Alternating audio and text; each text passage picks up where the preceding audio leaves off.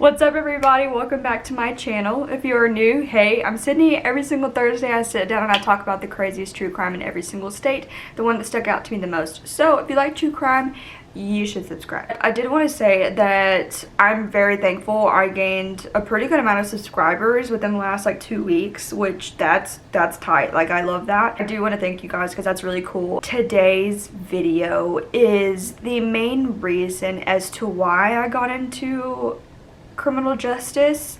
It's one of the biggest things for me. It's one of the biggest cases. I would go as far as to say that this man is worse than Ted Bundy. I would go as far to say that. This is one of the reasons why I'm going to do what I'm going to be doing, which is working with like kidnapping and human trafficking and, you know, all that. I really want to work with like kids in the criminal system, not the actual delinquents and juveniles and stuff like that, but I do want to work with the victims, like work with like children and stuff. This case, I have to just do a disclaimer again. I do in most videos, but this does have sexual abuse of a minor. This does have a lot of stuff to deal with kids. I know that I told y'all in an earlier video that I refuse almost to do anything that has to deal with a man or a woman victimizing and only solely targeting kids, but because this case is one of the sole reasons why I'm going to be doing what I'm going to be doing, I have to do this video. But I do want to say that it is just devastating. Like, it's very devastating because he does mainly target, he is a sexual, like, he does target kids, like he is a sexual predator. And I wanted to make that disclaimer, so if y'all are squeamish or if y'all are triggered by something like this, then I don't suggest this video is for you. But if you are, then I will just get right into it. I don't really have anything further to say, but we'll get into it. This man's name is Joseph Duncan III, and he is absolutely disgusting.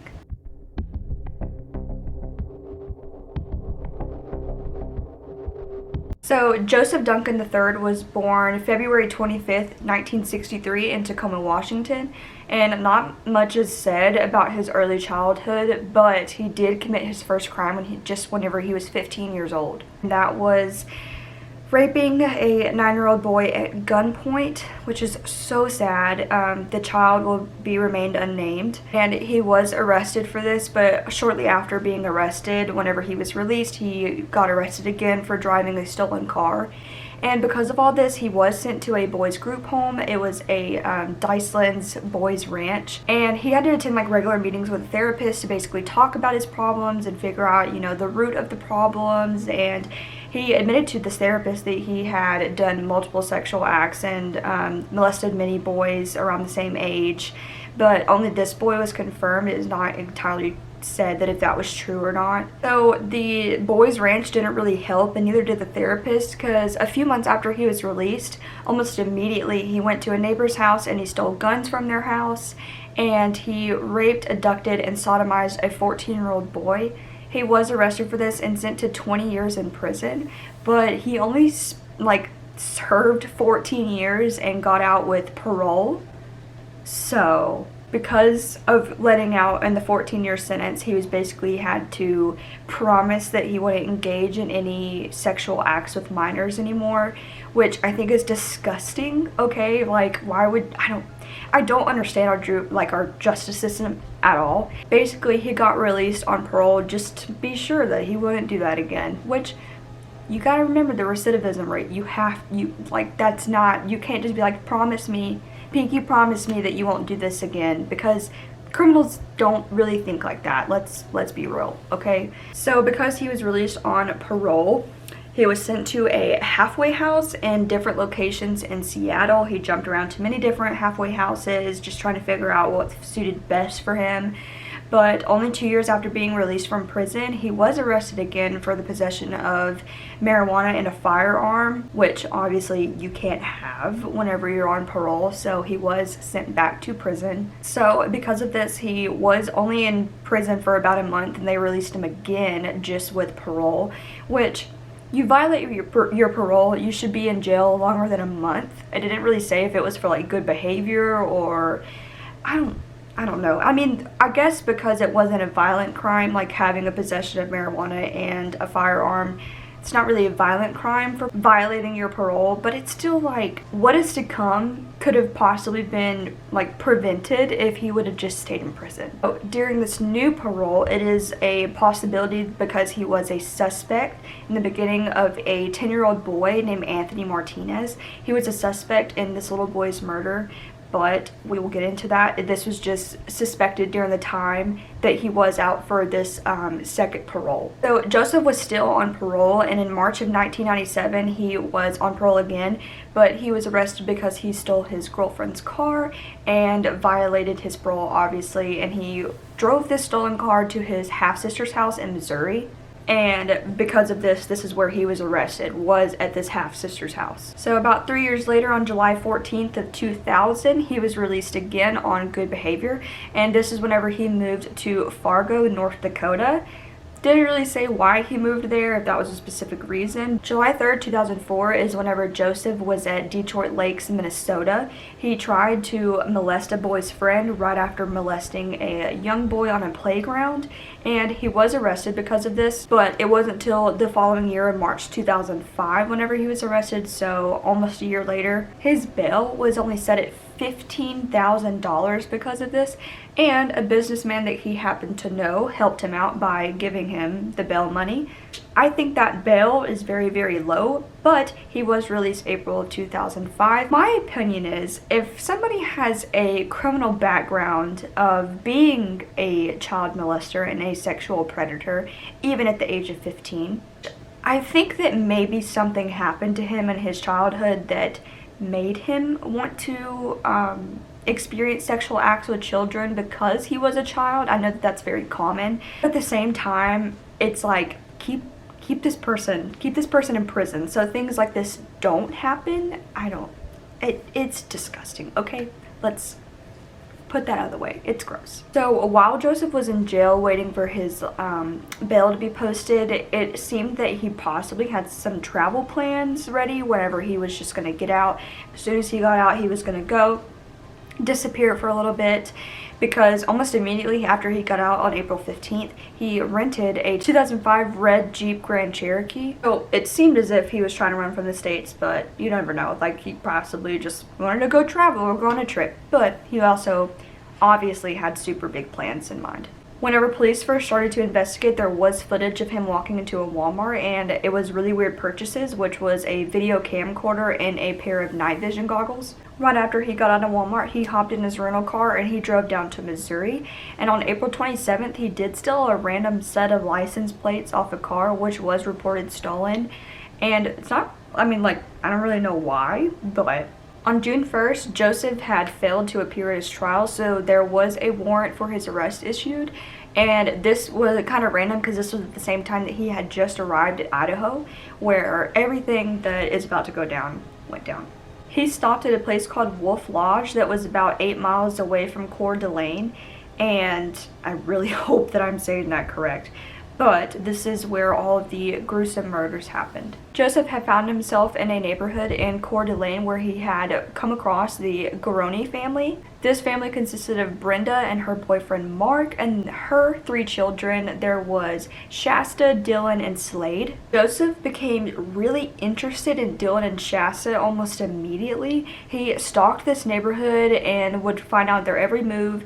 During the daytime, he would watch them through the windows, and at nighttime, he would use these night vision goggles, and he just stalked these children for days. It's disgusting. So on May 15th, Slade was hired by a neighbor to come over and mow his yard for a little extra cash.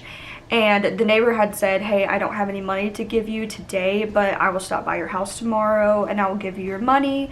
So this night the family was gone running some errands before a barbecue, and this at the time was whenever Slade was doing his chores for this house, and it was just a normal day, you know. They're going to run errands, having a barbecue, mowing the grass, just a normal family, you know. But sadly, this was the day that most of the family's lives would come to an end. That following day, on May 16th, the neighbor that had promised to bring Slade the money over walked over to the house, and he thought everything was really weird. He had a really uneasy feeling, so he called the cops. It almost seemed as if no one was home, even though there were cars parked in the driveway. Their dog that was inside was barking absolutely crazily, and the doors were all open, but he didn't want to intrude, he didn't want to go inside, so that's why he just left it up to the police. Sadly, whenever the police showed up, it was the most gruesome scene. The bodies of Brenda and Slade were both found in the kitchen, and Mark's body was in the living room. They were all bludgeoned to death, and there was absolutely no sign of Dylan and Shasta anywhere. The deputies decided that this was a homicide, this is an open crime scene, so they marked off the house and the surrounding areas. The coroners came the following day to pick up the bodies and take them to the morgue. Because of Dylan and Shasta, because these kids were so young, an Amber Alert was issued almost immediately. A big search party happened to go around and surround the following woods. They were going to look out in the woods surrounding the house and just as many miles as they could out, just in case something had happened to them in the woods. If they had ran off, if their bodies were hidden, just anything that they could possibly think of, they were just going to find these kids anywhere and hopefully find them safe. Almost immediately, there was a person of interest named Robert Roy, also known as Concrete Bob. He was about 33 years old, and he did have a lengthy criminal background. And he had visited the family the same day of the murders, only a few hours before it possibly could have happened. And a relative of Concrete Bob had told the police that it is possible it could have been him because he did owe Mark and Brenda about $2,000. But whenever he was told that, the police were kind of looking at him as a suspect, he turned himself into the police. He said, "I don't know what you want me to do, but I will take a lie detector test because I'm not involved in these murders at all." Whenever he did take a polygraph test, he did pass with flying colors, so police stopped looking at him. They didn't believe it was him, and it obviously wasn't him. For the safe return of Dylan and Shasta, the FBI offered a $100,000 reward for any information that anybody had regarding the children, and just they wanted a safe return for them. And this became one of the largest criminal investigations in the Kootenai County in less than a week. On May 19th, investigators received a tip from a man who owned a local convenience store. A man had walked in asking for directions to Libby, Montana. This man was driving a white van with Washington license plate, and he had two kids in the back that kind of fit Dylan and Shasta's physical descriptions. And whenever police went to locate them, possibly in Libby, Montana, they drove the same route from that convenience store to Libby that could have possibly been that, but there was absolutely no white van to be found. So during the investigation, the police were trying to find as many possible motives for the killings as they could. They believed it was a drug deal gone bad because Brenda and Mark, both in their autopsies, showed that there was signs of marijuana and methamphetamine in their bloodstreams. But police also thought maybe this was gang related because there was a gang that had traveled from Washington to Idaho at this time. But it was almost like, why would anything happen like this? Why would they only kill 3 people when there was 5 people in the house? Why would they kill one child and take the other 2? Because drug dealers wouldn't do that, gang people wouldn't do that. It was just really off. The motives were just off. They couldn't figure out exactly what the motive would have been. There was camera footage in a local convenience store near Coeur d'Alene, basically showing Shasta and Joseph in the store walking the aisles. Shasta was walking down the aisle as it came up on Joseph, who was reading a newspaper or getting a drink. I don't know, I can put the picture here. It said newspaper in the article, but when I looked at the pictures, I have no idea what it is. This day was on July 2nd, and literally only a few hours after that, at 1:30 p.m., Shasta and Joseph walked into a Denny's restaurant in Coeur d'Alene, which I don't understand why. Okay, this is what fricks my mind up. Why would a person who took children from a certain city, okay, in this case, Coeur d'Alene, why would this person who knows that the FBI or knows that somebody is looking for these children go to the same city in a public place with the child and think that you're gonna get away? I'm not trying to justify a criminal mind. I need that to be very clear. I'm saying this as like a what? I'm saying that as like a this helped the case, obviously, but it just blows my mind. I don't know. I mean, obviously, and I'll say this later, but this guy is mentally ill, okay? Flat out right there. There were workers in the restaurant and also customers that were outside that recognized Shasta from billboards that were posted everywhere. So this guy that was outside alerted his girlfriend and other employees and was like, "I'm almost positive that's Shasta. I don't recognize that man, but she is with homeboy." it was dramatic at Denny's, okay? But it was also kind of confusing because Dylan was not with them. It was just a young girl whenever Dylan and Shasta both were missing. So a waitress went up, basically asked, like, are you Shasta? She said yes. She said, okay, honey, like, where's your brother? And Shasta admitted that her brother was in heaven. So the manager dialed 911 almost immediately. Police showed up as soon as they possibly could. Joseph had taken Shasta into the bathroom and basically, like, kept her in there trying to hide her. And that's just my guess. It doesn't really say like what the particular reason is, but as soon as Joseph came out of the bathroom, police arrested him, took Shasta and brought her to a hospital. She remained there for like a few days just to make sure that her physical health was okay, and then she was released to her father. Since the Jeep that was being driven by Joseph was outside in the parking lot, they thought maybe, hey, Dylan's in the Jeep, let's go out there. So they ran to the Jeep and Dylan was nowhere to be found. They only could find like dark gloves, the night vision goggles, and his camcorder. Also, there was the 12-gauge shotgun and the shells that Joseph had when it came to murdering his parents. This part is very sad, so just please prepare yourself. This is where Dylan's remains are found. Police located the cabin that Joseph was holding these children captive, and it was not a good sight at all. This cabin was located in the Bitterroot Mountains in Montana, and it was devastating. Dylan had been shot to death, and there were burn marks on his body as if Joseph had tried to burn him afterwards. He's discovered a blog that Joseph had on the internet that basically explained that there were more victims besides Dylan. This opened up one of the biggest investigations. Investigation was going to explain the route that Joseph had taken across the states, and maybe they could possibly link some cold cases when it came to rapes and or murders of children across these states, that maybe if this was the same route that Joseph had taken, this was possibly the same like guy who had obviously hurt these children. July 13th was the first time that Joseph had appeared in court. He was charged with 3 counts of first-degree murder and 3 counts of first-degree kidnapping. The kidnapping of Dylan and Shasta was a federal offense due to the transportation of children across state lines for sexual exploitation is a federal offense. So he had to await trial for the Kootenai County federal detention. January 17th, 2006 was his initial trial date, but it was pushed back to April 2006 because Joseph's defense attorney basically asked the judge if he could possibly have more time. The preparation of the trial, which he was granted, was pushed back to October 2006 because he had pled guilty to all counts against him. My camera angle has changed so much. I had to go charge my battery, and I'm looking at my viewfinder up here, and I don't know. I don't know what's going on with my camera, but it will not stay straight in this little tripod thing. I don't know what's going on, so I'm sorry. Joseph was required to cooperate with the Kootenai County investigators on the murder and abduction parts of the case, but it was agreed that his guilty plea could not be withdrawn at all.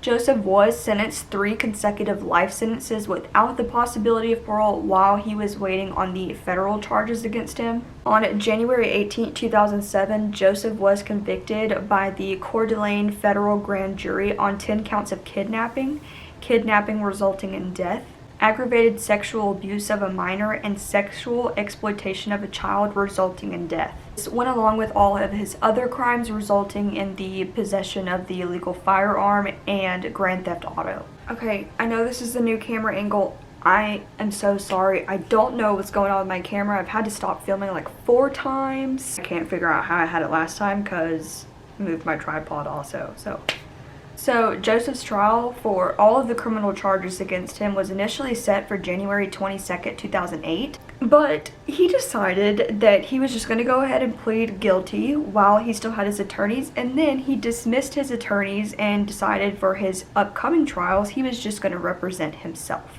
So, of course, because of this, he had to have an evaluation done to make sure that he was competent enough to stand trial by himself, in which they were like, yeah, he's good enough. And on August 27th, he was sentenced to the death penalty.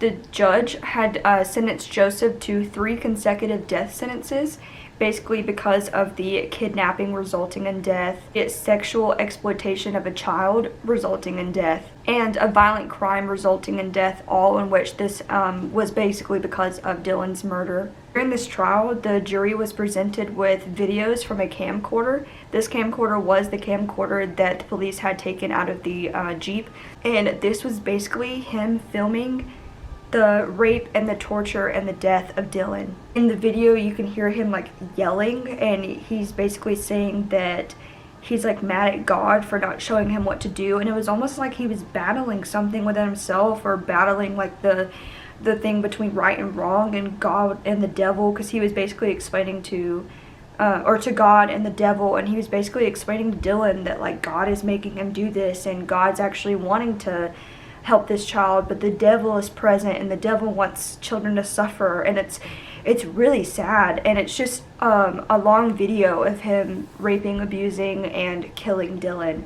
On November 3rd, he was actually indicted again for 3 consecutive life sentences for the abduction of Shasta and Dylan and for molesting them. On January 18th, 2007, this was the day that he was indicted on the federal court. He actually had charges against him for the death of Anthony Martinez that I had mentioned earlier, that 10-year-old boy. He had taken away the primary suspect and became the actual murderer, and he was charged with this because of a fingerprint found that partially matched his on a strip of duct tape that was found near Anthony's body. Now, this happened in California, so he was actually trying to be sent back to California due to the governor at the time, Arnold Schwarzenegger. He was asking him to be extradited back to California for the trial and the sentencing and everything like that, in which he did have to go back for Anthony's murder. On March 15th, 2011 is whenever Joseph was added another 2 consecutive life sentences for the death of Anthony. There is a interview that Shasta had later on in life where she basically explains that she was there whenever he was killing Dylan, and she was also there whenever they were whenever Joseph was killing her parents. He had taken Shasta and Dylan and placed them in the Jeep Cherokee that he had rented, and had the doors open so that they could hear what he was doing to their family at the time. They could look inside the house and see exactly what was going on, which I think is absolutely the most saddest thing I've ever heard in my life. Shasta explained that over the course of the 6 weeks that she was in Joseph's custody, that he had mentally, physically, everything, abused them in every single way repeatedly over those course of the weeks, and raped her and her brother. And she also explained how Dylan had passed away. It is gruesome. Joseph had hung Dylan, and to the point that he was unconscious. He took him down and basically like gave him life again, said that he brought him back to life. He was yelling at him saying, "I saved you, I saved your soul." And then that is whenever he shot and killed Dylan. So this was the torture thing that I was explaining earlier. I mean, I understand that rape and sexual abuse is torturous, but when it comes to torturing him right before he was, killed, and I think that that's the saddest thing, because this boy was 9 years old. I don't understand how someone's mind can go to that, how someone can be so sick to do that. But that is how Shasta explained it in this interview. All the names that I had explained earlier are the confirmed victims. And then the ones that I had said were unnamed, like the boy in 1978, the very first one whenever he was 15. And then the boys at the playground, those are all unnamed, and I think it is just out of respect for their families that they are unnamed, and I understand that. There are multiple children that are also, they don't have their justice, because it is not for certain if this was Joseph to these cases or not, but very possible due to the timeline that the FBI had earlier, where they went through all the states. It is possible that Joseph was and had many other victims as well, which he has claimed. It is not confirmed or denied. So since he has been sentenced the death sentences, he did try to appeal these and challenge these, but of course he was denied. Like I said earlier, like at the very beginning in the intro, many people believe that this man is worse than Ted Bundy, and yeah, this man sucks. And I do believe that he should be as infamous as Ted Bundy, as bad as that sounds, because I don't think people should get fame for how awful they are, but it happens.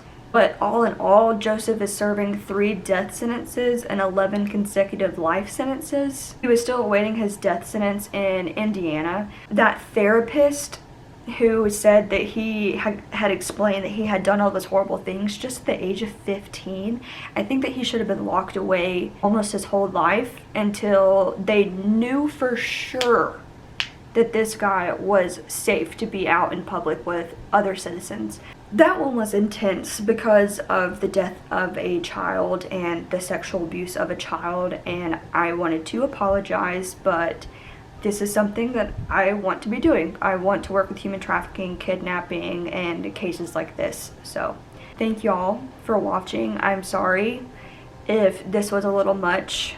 I know that there are lots of cases that are just insane, but it is really a big deal to me because this is basically what I'm going to be doing in my career. But I enjoy listening to y'all's feedback, so let me know down below what you think of this case. I'm not going to say I hope you guys enjoy this video because it's really hard to enjoy something like this, but I do hope that it was entertaining and interesting enough. Anyways, I love you all so much and I appreciate every single one of you, and I will see you next Thursday. Bye!